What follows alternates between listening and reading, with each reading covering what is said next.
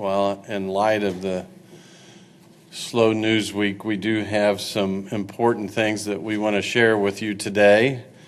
A couple of items, and one of them my friend to my left is going to help us with.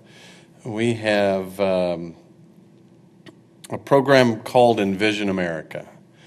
Envision America has issued a challenge to America's cities to become smarter by accelerating deployment of innovative technologies that tackle energy, water, waste, and air challenges.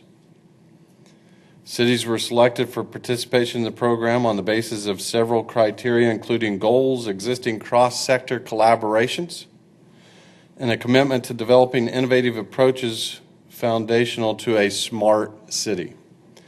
Over the course of a 3-day workshop, representatives will collaborate with industry, academic experts, entrepreneurs to develop innovative strategies to help implement smart projects in the city.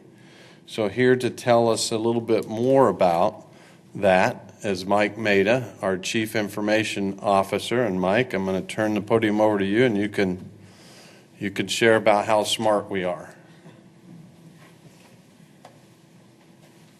Thank you, Mayor. Morning.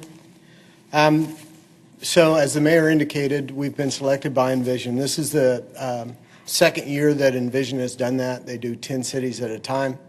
The closest neighbor that's doing it with us this time is Kansas City, Missouri.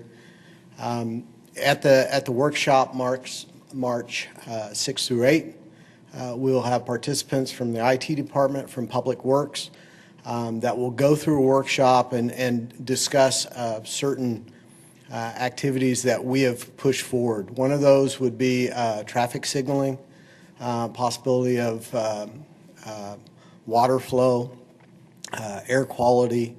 If you're familiar with the term Internet of Things, IoT, you've probably heard that term somewhere.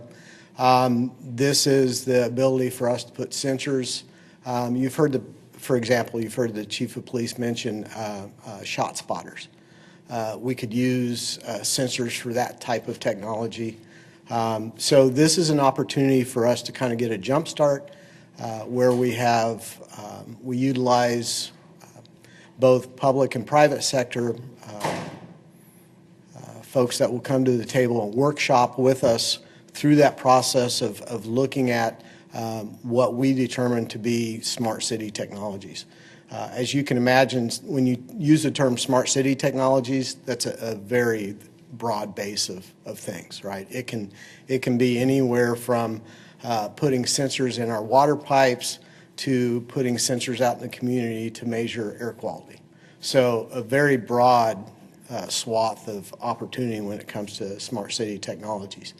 A lot of cities have done things like smart lighting, for example, dimming the lights at certain times and bring them back up. So significant savings can be utilized or can be seen by using smart city technologies. Those are the same things that we will do is look at where we can implement smart city or smart technologies to either enhance our services or in some cases to provide services that we might not provide today. At best, we'll look at providing those services at lower costs with what we hope will be higher service levels. So as I indicated, we'll send a contingent, which Envision America is paying for, actually, so that's nice. We'll send a contingent. They'll workshop these ideas. At the end of that workshop, we will come back with a 12-month implementation plan of actually what we're going to do.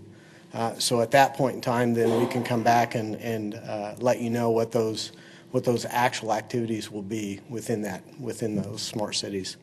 And just a side note, I'm working with some of our vendor partners to do a short, probably about a 2-hour conference on smart city concepts and technologies. Right now we're planning that to be in April. So people, leaders in the community can come to this workshop, so we're kind of all speaking the same language, so to speak, as it relates to smart city, because this should not just be a city initiative, right? Westar, for example, could use smart technologies. So a lot of opportunities for us to do some really innovative and creative things in the community. So in a nutshell, that's kind of where we're at and what we're doing with Envision America. Thank you, Mike. Good information. It's not a coincidence that Councilmember Meissner walked in just as we're talking about how smart our city is. Thank you, Councilmember Meissner. One more thing that I think is relevant and important today, it's tax season. Our neighborhood resource centers are gearing up for free tax preparation season. The service will be available at all 3 centers again this year, Atwater, Evergreen, and Colvin. You can schedule a tax appointment by calling your nearest center. You can find those numbers on wichita.gov, and I think it's important to also understand that last year we were able to help provide this service that put more than $1 million back into the Wichita economy by helping these people prepare their taxes. So important that you pay your taxes. We need the money too. And at that point in time, we'll open up for questions.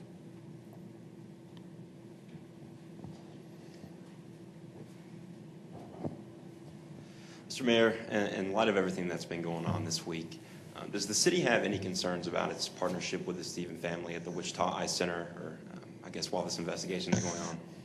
You know, we're not concerned with that at this point in time. We don't know what the investigation fully encompasses, and at this point in time, we can't talk about what that investigation fully encompasses because we don't have all the information. If anyone would like to know what that information is, I suggest you contact the FBI. How did the city feel when you guys were approached by the Department of Justice regarding this investigation that was here in the city of Wichita? So I don't know that the city has feelings. You as mayor. You know, it's we take everything in stride. I mean, we don't know what the full investigation encompasses, and until we have all of the information, it's hard for me to feel anything. We're going to wait until all of the facts come out, and when it's all done, I'll let you know how I feel. Well, thank you all for coming today. We appreciate it.